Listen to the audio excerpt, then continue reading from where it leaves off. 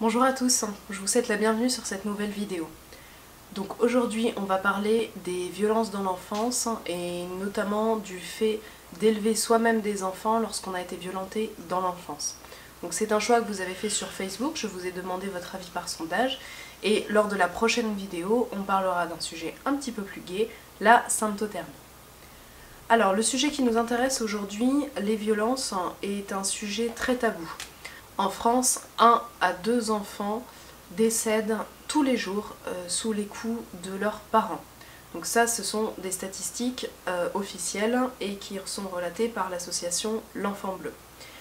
On estime, toujours selon la même association, à environ 14% des Français adultes ayant été victimes de ces violences dans l'enfance et 60% de ces enfants futurs adultes n'en ont jamais parlé. Donc au niveau de ces chiffres, on n'est pas loin, voire un petit peu même plus loin que ceux de la violence conjugale, et pourtant c'est un sujet qu'on évoque moins.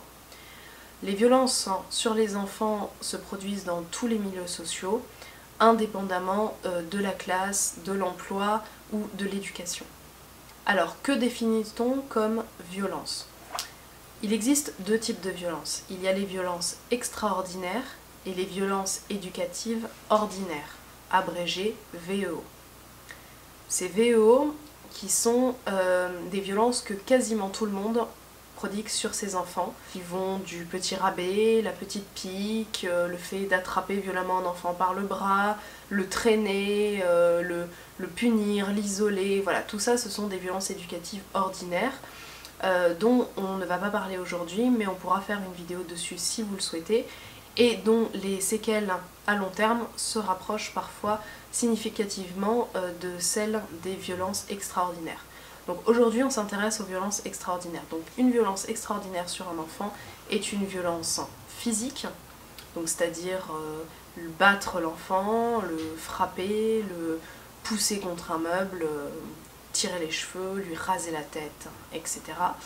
Des violences psychologiques, rabais, insultes, voilà, tout ce qui peut entrer vraiment dans les violences psychologiques qu'on pourrait mettre comme violence même dans une relation conjugale en termes de psychologie, et des violences sexuelles, les attouchements sexuels, le viol, la prostitution infantile, etc.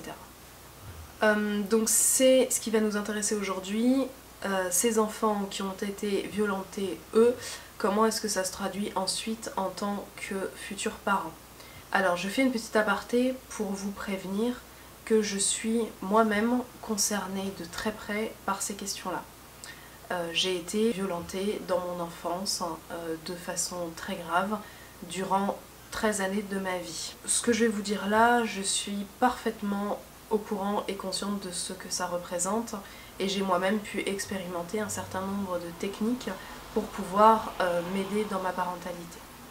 Les violences extraordinaires ont des conséquences immédiates sur le cerveau de l'enfant. Donc l'amygdale, qui est située dans le cerveau, produit une hormone défensive dès qu'il y a agression. Cette hormone défensive est particulièrement violente et produit un certain nombre de pathologies qui deviennent relativement incurables pour la suite, en plus des séquelles qui sont d'ordre physique. Donc ces réactions défensives sont des réactions réflexes et mécaniques, et elles interviennent pour un enfant à peine quelques semaines après le début des violences. Plus les violences sont longues et répétées, plus les séquelles vont être lourdes. On note évidemment des séquelles psychologiques d'ordre de l'angoisse, une colère très affirmée, des troubles mentaux, des addictions à la drogue et à l'alcool notamment, des troubles du sommeil, violence envers soi, envers les autres, soumission, isolement, estime de soi très faible, envie de suicide, autosabotage, idées morbides, dépendance affective, perte de confiance. On peut avoir aussi une insensibilité à la douleur, ou alors au contraire une sensibilité très grande à celle-ci. Il y a aussi tout ce qui est lésions physiques du corps. Donc les enfants violentés peuvent avoir de nombreux troubles gynécologiques en cas de violence sexuelle, mais également des lésions de type scoliose, troubles du système digestif, asthme, donc pathologie respiratoire en général, etc. en plus de tout ce qui est séquelles en termes de coups, de blessures, de cicatrices, fractures aussi. Sur l'ensemble de ces séquelles, alors évidemment c'est une liste non exhaustive et elle peut encore s'allonger selon la nature des violences subies. Pour ma part, je cumule à peu près une vingtaine de ces séquelles au quotidien dans ma vie, dont 5 ou 6 séquelles d'ordre physique. Le reste c'est d'ordre psychologique et mental. L'adulte qui a été violenté en étant petit se retrouve ensuite en tant que parent confronté à des situations qui vont faire remonter en lui le malaise et surabondance d'hormones défensives qu'il a produit lorsqu'il était enfant. Généralement, on peut, lorsqu'on a des situations de vie assez calmes, se reconstruire entre guillemets ou en tout cas endormir le traumatisme. Lorsque l'on devient parent, durant la grossesse notamment pour les femmes, ces hormones sont réactivées et lors des crises des enfants, on se retrouve confronté à sa propre place. On se retrouve nous-mêmes, enfants, en train de faire une crise et on réagit comme l'adulte référent a réagi avec nous. Un enfant qui va aujourd'hui faire une crise, c'est un enfant qui, pour un adulte violenté, est un danger, est une grosse source de perte de confiance en soi. On peut se sentir complètement démuni face à lui, ne pas savoir quoi faire avec sa souffrance et sa douleur, puisque personne n'a su faire avec la nôtre. On peut se trouver à réagir de manière extrêmement violente. Je sais que pour ma part, lorsque je joue avec mes enfants et qu'une main part dans une chatouille ou quoi que ce soit d'autre, j'ai déjà instinctivement une réaction qui me donne envie de frapper. Donc je vous laisse imaginer la conséquence que ça peut avoir lorsque j'ai l'impression que c'est volontaire et non pas involontaire sur ma personne. On peut avoir l'impression d'être complètement incapable et de se sentir oppressé, opprimé dans notre propre confort, dans quelque chose qu'on pensait être tu et finalement on est cet enfant en détresse et on ne sait plus quoi faire avec lui. On peut avoir envie aussi de minimiser sa souffrance, de lui dire tais-toi, ne pleure pas, arrête de pleurer. Tout simplement parce que nous, on ne nous a pas autorisé en tant qu'enfants à pleurer et à exister. Donc on se retrouve face à des situations qui au final nous ramènent tout simplement à notre état d'enfant et à la façon dont on a fonctionné avec nous. Et ces situations-là, lorsque l'on est parent, sont extrêmement fréquentes, je vous le laisse imaginer. Comment se sortir de ce cercle vicieux? Parce que évidemment, une fois qu'on va se retrouver trop acculé comme une bête qu'on aura mis dans un coin, on va finir par frapper, on va finir par être violent, soit avec soi, soit avec l'enfant, soit avec les objets, soit avec le compagnon. Et on va se retrouver dans un espèce de cercle vicieux de culpabilité ensuite d'avoir cédé à la violence, qui laisse place au sentiment d'être une grosse merde, sentiment qu'on avait déjà avant, qui se retrouve renforcé du coup, et la situation s'envenime, s'envenime, s'envenime. Et au final, vous trinquez en tant que personne et votre enfant trinque également et le schéma se reproduit. Ça donnera également lieu à un enfant éventuellement traumatisé. En sachant que même si vous avez été violenté dans l'enfance et que vous avez l'impression que cette souffrance s'est tuée avec les années, si vous n'avez pas fait de thérapie, il y a quand même énormément de risques pour que vous vous retrouviez un jour dans ce schéma de reproduction. C'est quelque chose qui est quasi inévitable. Sans thérapie, encore une fois, je le répète. Donc il est très important, lorsque vous attendez un enfant, que vous soyez une femme ou un homme, de faire le point avec un thérapeute sur les violences que vous avez subies en tant qu'enfant.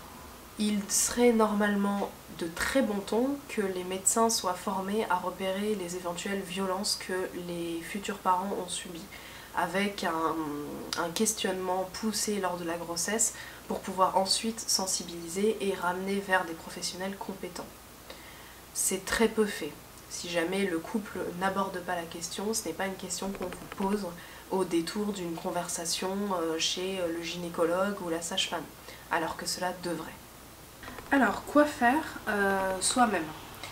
Donc déjà, la première des choses est de pouvoir identifier les signes qui vous amènent à éventuellement être sur une pente raide vis-à-vis de la violence. Donc tous ces signes qui sont l'agitation, l'énervement, quelque chose qui se met en vous et qui montre que là vous êtes sur le point de craquer. Donc il peut être très sain, au moment où vous avez identifié les signes, de vous isoler. Donc si vous avez un couple parental, de pouvoir céder la place à l'autre en lui expliquant ce qui se passe en vous. Ou alors, si vous êtes seul, de prendre ne serait-ce que 2 minutes pour craquer ailleurs et ensuite revenir vers vos enfants et vous calmer pour ne pas entrer dans une escalade de violence. Donc pouvoir déjà identifier les signes, être lucide sur sa situation et sur ce que nous fait à nous. Essayez de ne pas lutter, de ne pas vous dire que ça n'existe pas, de ne pas encore une fois vous priver de la légitimité d'exister dans votre colère sans vous donner la légitimité de l'exprimer. Donc évidemment, cette colère, elle doit être exprimée de manière saine et non pas sur vos enfants, vous l'aurez compris. Je pense que l'une des meilleures façons de s'en sortir, ça reste d'en parler. En parler à votre conjoint, en parler à votre famille, en parler à du personnel compétent. Les PMI, protection médicale infantile, sont particulièrement amenés à vous écouter, ainsi que tout un tas de thérapeutes et de professionnels, même votre médecin généraliste. Et il n'est absolument pas un crime de pouvoir identifier sa propre souffrance et d'en parler. On ne vous emmènera pas les services sociaux à la porte parce que vous avez exprimé le fait que vous vous sentez dépassé par la violence et que c'est quelque chose que vous n'arrivez pas à gérer parce que vous en avez été victime. Donc en parler, se renseigner aussi auprès d'associations. Donc je vous mettrai les liens en barre d'infos d'associations qui sont compétentes pour vous aider. Et puis entamer une thérapie avec des thérapeutes victimologues qui sont là aussi pour vous réapprendre à transformer vos mécanismes de défense.